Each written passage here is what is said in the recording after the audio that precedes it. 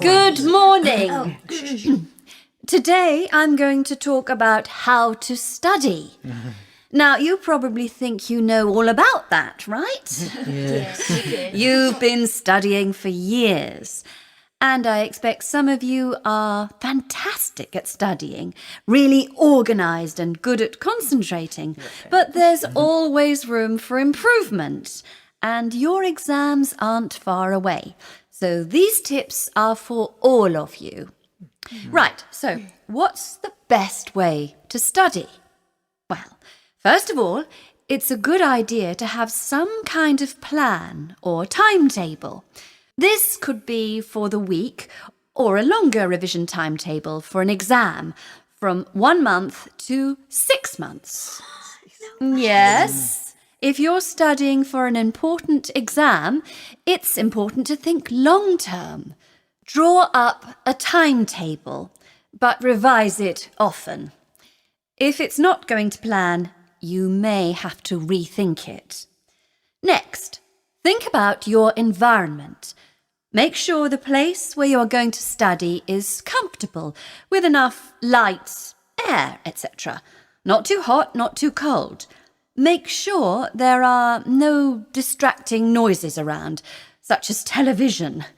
If you think you concentrate better listening to music, experiment and see if it's really true. Some people really do seem to work better with music in the background, especially classical music. But for many people, it spoils their concentration.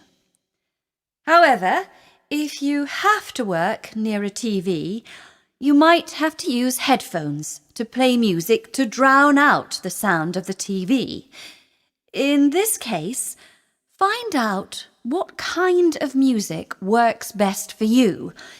Maybe something without words. Oh, by the way, you might think you work fine with the TV on, but again, experiment.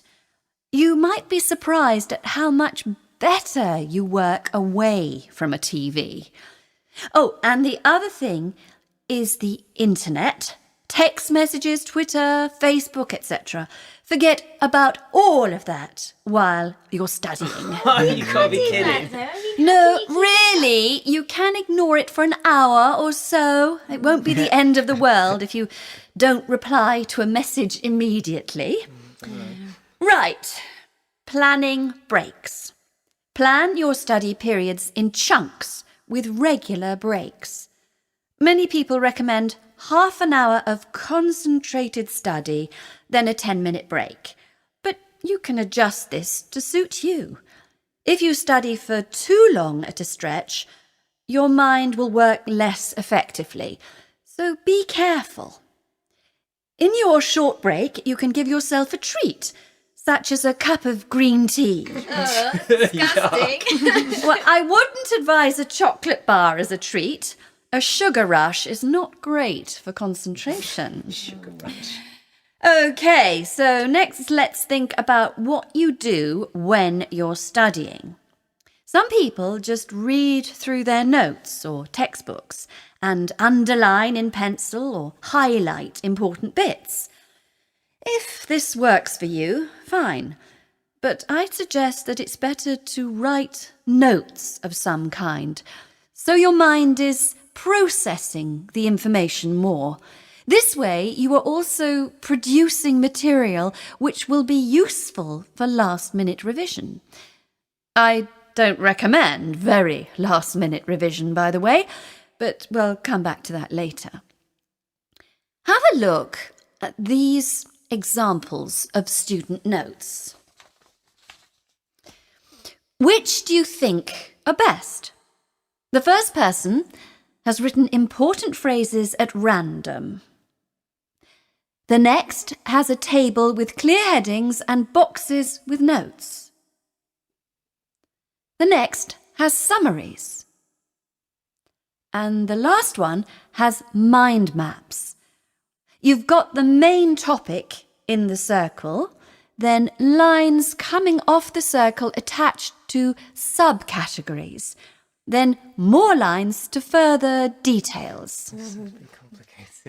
Mind maps are great for showing the connections between different bits of information. They seem to work in the same way the brain works. So, what do you think? I always do highlighter pen usually. To me, the first one wouldn't be very useful to come back to and use in the future. But the others are all fine. It depends on your personal preference. Mine is for mind maps. I would suggest using colours, though, and even little drawings. They can make things much more memorable. Obviously, when you are studying, the first thing to think about is whether you understand the information. And the second thing is how you are going to remember it. Let's look at some more ways of making information more memorable. This recording was brought to you by the British Council. To find others like it, visit www.britishcouncil.org/Learn English Teens.